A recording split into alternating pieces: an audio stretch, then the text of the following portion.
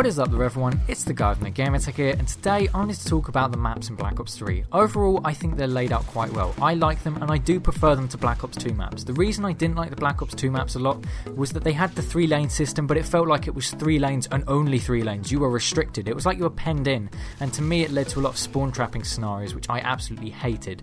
In Black Ops 3, they've stuck to the same kind of formula, but they've given the maps a lot more chances for flanking and moving between these routes. You don't feel like you're absolutely penned in and you're going to have a gunfight here because we have made it and we have decreed it because of the way we have designed our maps. There's a lot more freedom and you can move between the lanes a lot more easily. However, I personally feel that map design in recent games has kind of lost one of the most fun aspects, and that's with the immersion.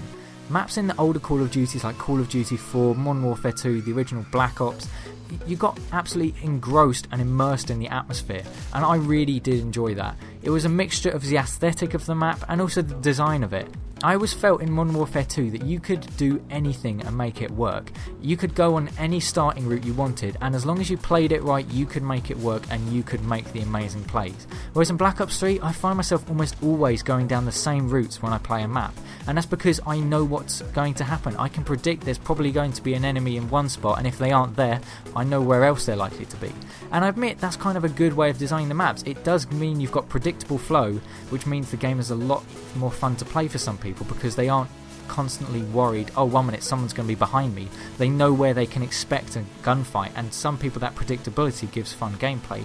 But at the same time, I feel like the maps have been designed almost surgically to be able to give certain lines of sight. You've got a truck here, that gives you a line of sight up here, but then there's another truck there which blocks a line of sight onto that. It feels like everything has been designed to the nearest millimetre, just for almost an esports perspective. They wanted to make the map so they could play well competitively and so they could be predictable, so it gave that better gameplay.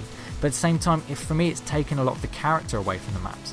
When I go to Modern Warfare 2 and Call of Duty 4, the maps make you feel like you are in the actual setting. You feel like you are part of it, you're actually a soldier in it, and I like that.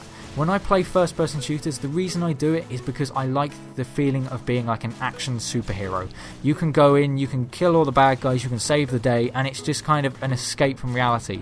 And I find that the design of older games actually really helped with this more, simply because they engrossed you in the atmosphere. You felt like you were part of it, and also the maps kind of had almost like a story to them. You think back to Estate in Modern Warfare 2.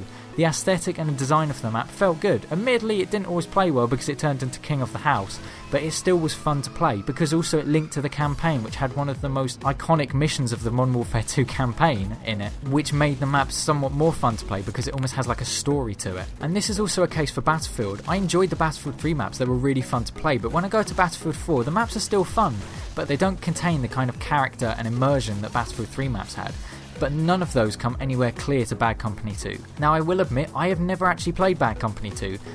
I have only seen footage of it on YouTube, and every time I see gameplay of it, I feel immediately immersed in the surroundings. I watched a sniper video today on the Vietnam DLC, and I felt absolutely engrossed in the atmosphere. Just watching the gameplay, it was that immersive in the experience, and I think that was really cool, because it gives you this really awesome feeling like you're actually there, and I think that's why a lot of these games have such good qualities and nostalgia with them, is because people felt like they were actually there, and they had these awesome moments there.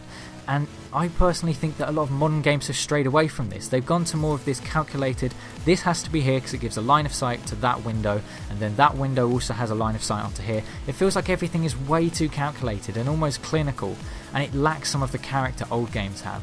A lot of stories in games are now becoming very generic, and it feels like everything has gone down to a blueprint. Everything is blueprinted, they've made it surgically precise, and it takes away from some of the atmosphere in the game. And I personally think I would like to see it go back, or at least have a mixture of it, because unfortunately with Black Ops 3, the way it works is all the maps have a similarity to them in that they're all 3 lanes.